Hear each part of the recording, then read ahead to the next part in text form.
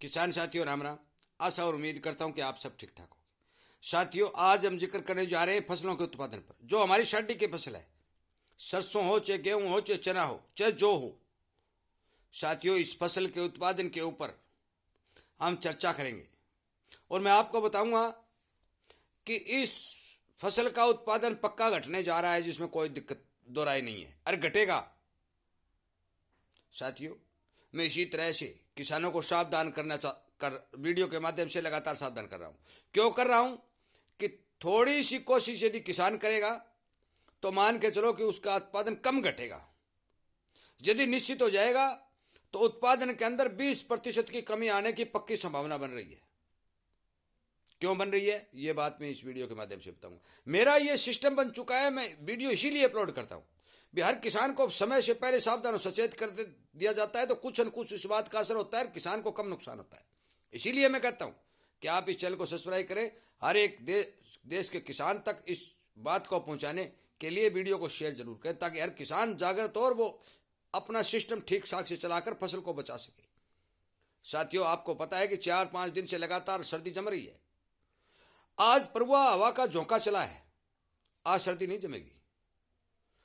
4-5 तारीख तक लगातार पश्चिमी विक्षोभ आने से बरसात होने की संभावना उत्तरी पश्चिमी भारत के अंदर बन रही है। हो सकता है कि बरसात हो भी जाए, परंतु फिर भी घटेगा। आप लोग कहेंगे कि ये तो मत्था मार रहे हैं भाई, बरसात हो जाएगी फिर क्यों घटेगा भाई। ये बात भी कहे किसान, मेरे को पता है। साथियों, मेरा एक्सपीरियंस 35-40 वर्ष का हो चुका है। मैंने ये देखा है कि उत्पादन बढ़ता किस सिस्टम से और घटता किस सिस्टम से। आप सभी को पता है कि मैं शुरू से जब वीडियो बनाया उसके लगभग 1 साल में लगभग 2-1 महीने बाद मैंने एक वीडियो अपलोड किया था कि पूरी दुनिया में जलवायु परिवर्तन का असर है और भारत इससे अछूता नहीं रहेगा।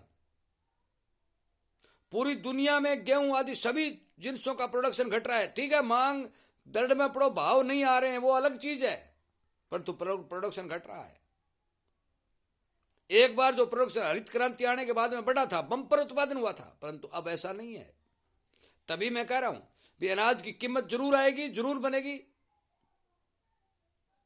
क्योंकि इसकी कमी आना तय है।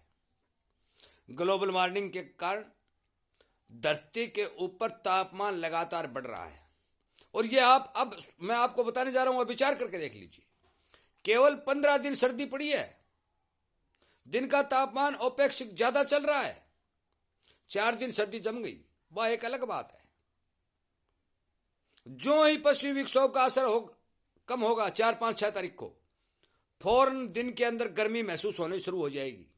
आप बिना जहां हवा नहीं लगती है वहां खड़े होकर देखना, अब भी आप खड़े नहीं हो सकोगे। और अभी जनवरी है, फरवरी बाकी है, मार्च बाकी है। और यदि मार्च के अंदर तापमान बढ़ जाते हैं तो चाहे सरसों हो, चाहे गेहूं हो, चाहे चना हो, चाहे जो हो, चाहे आप पानी के अंदर भी खड़े कर दें तो भी पैदावार उतनी नहीं देते, क्योंकि ये सर्दी की फसल है। अनुकूल वातावरण के बिना इस फसल की बलियों के अंदर दाने नहीं बढ़ते। ये सच्चाई है। आपने देखा होगा कि पछेती सरसों जो होती है, उसके जब भी अप्रैल शुरू होता है, मार्च का 20 तारीख बाद का सिस्टम देखा है तो एक बिलात के अंदर आगे के जो फड़ियां हैं वो सूख जाती हैं। उनका सीधा असर है जो गर्मी का होता है।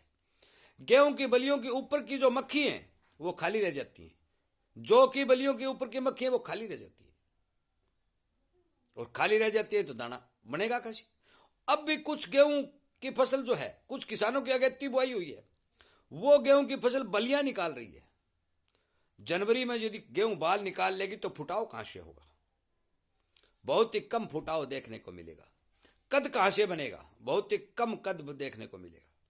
साथियों, गर्मी लगातार बढ़ रही है, तापमान बढ़ रहा है, और बढ़ते तापमान के चलते इन फसलों का उत्पादन घटना 100% तय है। चाहे कोई विशेषज्ञ कुछ भी कहे, चाहे सरकार कोई आंकड़ा पेश करे चाहे न करे, वो अलग चीज सिस्टम है, परंतु आप अपने खेत का अनाज निकालेंगे तो आपको पता चल जाएगा। अब हम इस जलवायु परिवर्तन से बढ़ती हुई गर्मी का असर जो अनाज पर पड़ा है उसको कम कैसे करें।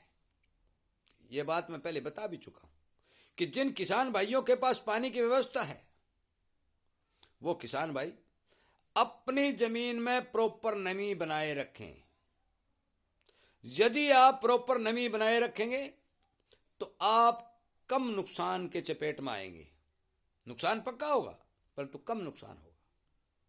साथियों, चने में साट मारने की समस्या आती है, गेहूं की बलियों की माखियों में जो दाने वो सूख जाते हैं, सरसों की एक एक बिलात से आगे टहनियों की फली खत्म हो जाती है।